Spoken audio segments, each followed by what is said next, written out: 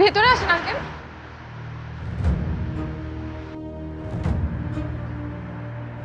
আমি একটা ব্যাপারে তোমার সাথে কথা বলতে এসেছি।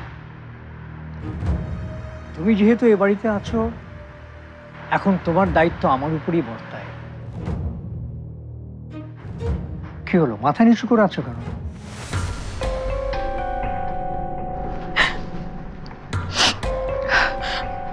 আমি জানি আপনি কেন এসেছেন আর কি বলতে এসেছেন। তুমি জানো? আপনি মনে করছেন মিথিলার টাকাটা আমি চুরি করেছি, আর মিথিলাও আমাকে চোর ভাবছে। আপনি নিশ্চয়ই জেরা করতে এসেছেন আমার কাছে, আমার জিনিসপত্র সার্চ করতে এসেছেন। আমাকে কিছু জিজ্ঞেস করতে হবে না আঙ্কেল, সোজা পুলিশ ডেকে জেলে পাঠিয়ে দিন, আমার কোনো আপত্তি নেই। এভাবে কেন কথা বলছো? আমি জানি আমার অতীতের সব ঘটনা জানলে যে কেউই মনে করবে আমি মিথিলার টাকা চুরি করেছি। আসলে মানুষের অতীতই ঠিক করে দেয় তার বর্তমান আর ভবিষ্যৎ।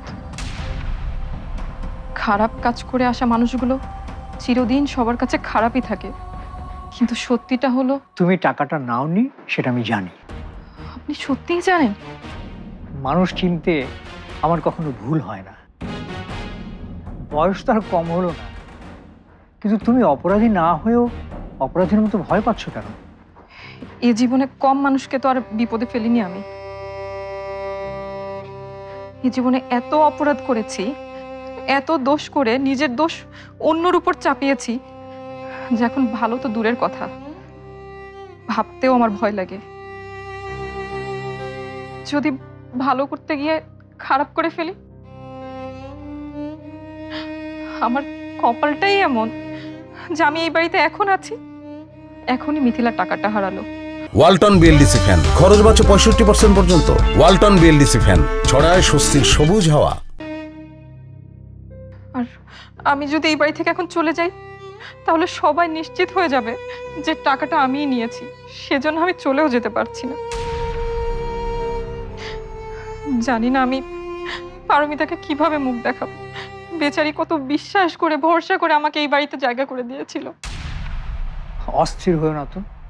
শোনো, টাকাটা পাওয়া গেছে। পাওয়া গেছে? হ্যাঁ, পল্লব টাকাটা আলমারির ড্রয়ারে রেখেছিল, মিথিলা সেটা জানতো না।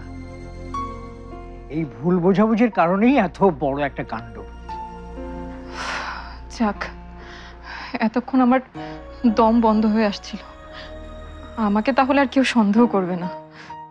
তোমাকে আগেও কেউ সন্দেহ করেনি মা। নিজেকে নিয়ে এত হীনমন্যতায় থেকো না তো।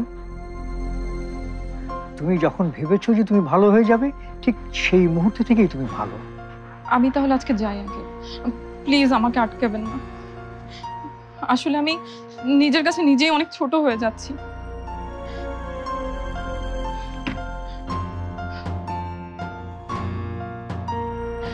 আসলে কোনো সংসারে, কোনো ফ্যামিলিতে আমি থাকার যোগ্য নই। সম্পর্ক কি আমি জানি না, ভালোবাসা, মায়া, স্নেহ, শ্রদ্ধা কোনো কিছুই আমি জানি না। আমি শুধু জানি অন্যকে কিভাবে ছোট করতে হয়, অন্যকে কিভাবে ক্ষতি করতে হয়। শোনো মা, শোনো, ভালো মন্দ সবই থাকে মানুষের মধ্যে।